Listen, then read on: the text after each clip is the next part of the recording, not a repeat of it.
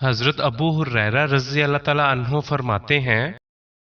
کہ رسول اللہ صلی اللہ علیہ وآلہ وسلم نے ارشاد فرمایا ہے کہ ساعت تباہ و برباد کرنے والی چیزوں سے بچو۔ صحابہ رضی اللہ تعالیٰ عنہ نے عرض کیا، یا رسول اللہ صلی اللہ علیہ وآلہ وسلم وہ کیا ہیں؟ آپ صلی اللہ علیہ وآلہ وسلم نے فرمایا، وہ یہ ہیں: اللہ کے ساتھ شرک کرنا، جادو کرنا، کسی انسان کو ناحق قتل کرنا، سود کھانا، یتیم کا مال کھانا، جہاد کے موقع پر میدان سے بھاگنا، زنا سے دور رہنے والی پاک دامن عورتوں پر تہمت لگانا۔ حضرت عبداللہ بن بصر رضی اللہ تعالیٰ عنہ روایت فرماتے ہیں کہ ایک صاحب نے حضور نبی کریم صلی اللہ علیہ وآلہ وسلم سے عرض کیا کہ یا رسول اللہ صلی اللہ علیہ وآلہ وسلم، اسلام کی چیزیں تو بہت ہیں جن کی ذمہ داری بھی مجھ پر ہے، لہذا آپ مجھ کو ایک ایسی چیز بتا دیجئے کہ میں اس میں لگا رہوں جو میری نجات اور رفع درجات کے لیے کافی ہو۔ آپ صلی اللہ علیہ وآلہ وسلم نے فرمایا، تیری زبان ہمیشہ خدا کی یاد میں تر رہے۔ حضرت ابو ایوب انصاری رضی اللہ تعالیٰ عنہ فرماتے ہیں کہ ایک صاحب نے رسول اللہ صلی اللہ علیہ وآلہ وسلم کی خدمت میں حاضر ہو کر عرض کیا کہ مجھے نصیحت فرمائے اور مختصر ہو۔ آپ صلی اللہ علیہ وآلہ وسلم نے فرمایا، جب تو نماز پڑھنے کھڑا ہو تو ایسی نماز پڑھ جیسے تو سب چیزوں کو چھوڑ چکا، اور ایسے گفتگو نہ کر جس کی کل کو عذر خواہی کرنی پڑے، اور جو کچھ لوگوں کے پاس ہے اس سے نا امید ہو جا۔ حضرت عائشہ رضی اللہ تعالی عنہا سے رسول اللہ صلی اللہ علیہ وآلہ وسلم نے فرمایا، اے عائشہ رضی اللہ تعالی عنہا، مسکین کو بغیر کچھ دیے واپس نہ کرنا، ہو سکے تو کھجور کا ایک ٹکڑا ہی دے دیا کر۔ پھر فرمایا، اے عائشہ، مسکینوں سے محبت کر اور ان کو اپنے سے قریب کر، کیونکہ قیامت کے دن اللہ تجھے اپنے قریب کرے گا۔ حضرت ابو ہریرہ رضی اللہ تعالی عنہ فرماتے ہیں کہ رسول اللہ صلی اللہ علیہ وآلہ وسلم نے ارشاد فرمایا ہے کہ کسی بد دین کی نعمت، دولت، اعزاز وغیرہ دیکھ کر رشک نہ کر، کیونکہ تجھے پتہ نہیں کہ مرنے کے بعد اللہ کے پاس اس بد دین کے لیے ایک دوزخ ہے جس کے عذاب کے سامنے دنیا کی نعمتوں کی کچھ بھی حقیقت نہیں۔ حضرت ابن عباس رضی اللہ تعالی عنہ فرماتے ہیں کہ میں ایک روز رسول اللہ صلی اللہ علیہ وآلہ وسلم کے پیچھے پیچھے چل رہا تھا۔ آپ صلی اللہ علیہ وآلہ وسلم نے نصیحت فرمائی کہ اے لڑکے، اللہ کے حق کی حفاظت کر، اللہ تیری حفاظت کرے گا۔ اللہ کا دھیان رکھ، تو اللہ کو اپنے سامنے پائے گا، اور جب تجھے سوال کرنا ہو تو اللہ سے سوال کر، اور جب مدد چاہنی ہو تو اللہ سے مدد چاہ۔ اور خوب سمجھ لے، اگر سارے انسان مل کر تجھے کوئی نفع پہنچانے کا ارادہ کریں تو تجھے اس سے زیادہ کچھ نفع نہیں پہنچا سکتے جو اللہ تعالیٰ نے تیرے لیے لکھ دیا ہے، اور اگر سب جمع ہو کر کوئی نقصان پہنچانا چاہیں تو تجھ کو اس سے زیادہ نقصان نہیں پہنچا سکتے جو اللہ نے تیرے لیے لکھ دیا ہے۔ پھر فرمایا کہ تقدیر کے فیصلے لکھے جا چکے، قلم اٹھا لیے گئے اور صحیفے سوکھ چکے۔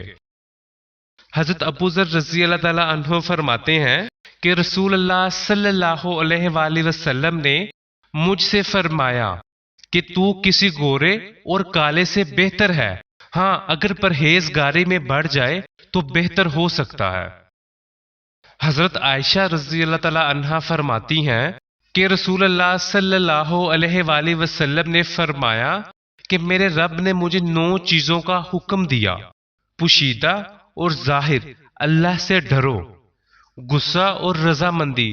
دونوں حالتوں میں انصاف کا کلمہ کہو، یعنی غصے میں بے ہوش ہو کر بے انصافی کی بات نہ کہو، تنگ دستی اور مالداری دونوں حالتوں میں درمیانی راہ اختیار کرو۔ جو مجھ سے تعلق توڑے اس سے تعلق باقی رکھو، جو میرا حق چھین لے اور مجھے محروم رکھے اس کو اس کا حق دو، جو مجھ پر ظلم کرے اس کو معاف کر دو۔ میری خاموشی غور و فکر ہو، میرا بولنا اللہ کا ذکر ہو، میری نگاہ عبرت کی نگاہ ہو، اور یہ بھی حکم دیا ہے کہ بھلائی کا حکم کرو۔ حضرت ابن عمر رضی اللہ تعالیٰ عنہ فرماتے ہیں کہ رسول اللہ صلی اللہ علیہ وآلہ وسلم نے فرمایا ہے کہ اللہ کے ذکر کے علاوہ زیادہ کلام نہ کیا کرو، کیونکہ ذکر اللہ کے علاوہ زیادہ بولنا دل کی قساوت یعنی سختی کا سبب ہے۔ پھر فرمایا کہ بے شک سخت دل والا اللہ سے سب سے زیادہ دور ہے۔ حضرت عقبہ بن عامر رضی اللہ تعالیٰ عنہ فرماتے ہیں کہ میں رسول اللہ صلی اللہ علیہ وآلہ وسلم سے ملا اور آپ صلی اللہ علیہ وآلہ وسلم سے سوال کیا کہ نجات کس چیز میں ہے؟ آپ صلی اللہ علیہ وآلہ وسلم نے فرمایا اپنی زبان قابو میں رکھ، اپنے گھر میں بیٹھا رہ، فتنوں اور دنیا کے فضول دندوں اور آخرت سے ہٹانے والی چیزوں سے بچنے کے لیے یہ حکم فرمایا، اور اپنے گناہ پر رویا کر۔ حضرت ابن مسعود رضی اللہ تعالیٰ عنہ فرماتے ہیں کہ رسول اللہ صلی اللہ علیہ وآلہ وسلم نے فرمایا کہ جائیداد حاصل نہ کرو، کیونکہ اس کی وجہ سے دنیا میں دل لگا لوگے۔ حضرت عائشہ رضی اللہ تعالیٰ عنہا فرماتی ہیں کہ رسول اللہ صلی اللہ علیہ وآلہ وسلم نے فرمایا ہے کہ ہدیہ لیا دیا کرو، ہدیہ دل سے کینوں کو دور کرتا ہے، اور کوئی پڑوسن کسی پڑوسن کے لیے کسی ہدیہ کو حقیر نہ جانے، اگرچہ بکری کے کھر کا آدھا حصہ ہی ہو۔ حضرت ابو ذر رضی اللہ تعالیٰ عنہ فرماتے ہیں کہ میں نے رسول اللہ صلی اللہ علیہ وآلہ وسلم سے عرض کیا کہ مجھے کوئی چیز بتا دیجئے جس کے ذریعے کچھ نفع حاصل ہو۔ آپ صلی اللہ علیہ وآلہ وسلم نے فرمایا کہ مسلمانوں کے راستہ سے تکلیف دہ چیز ہٹا دیا کرو۔ حضرت ابو ذر رضی اللہ تعالیٰ عنہ فرماتے ہیں کہ مجھے میرے دوست رسول اللہ صلی اللہ علیہ وآلہ وسلم نے 3 باتوں کی وصیت فرمائی۔ ہر مہینے میں 3 روزے رکھا کرو، چاشت کی 2 رکعتیں پڑھا کرو، سونے سے پہلے وتر پڑھ لیا کرو۔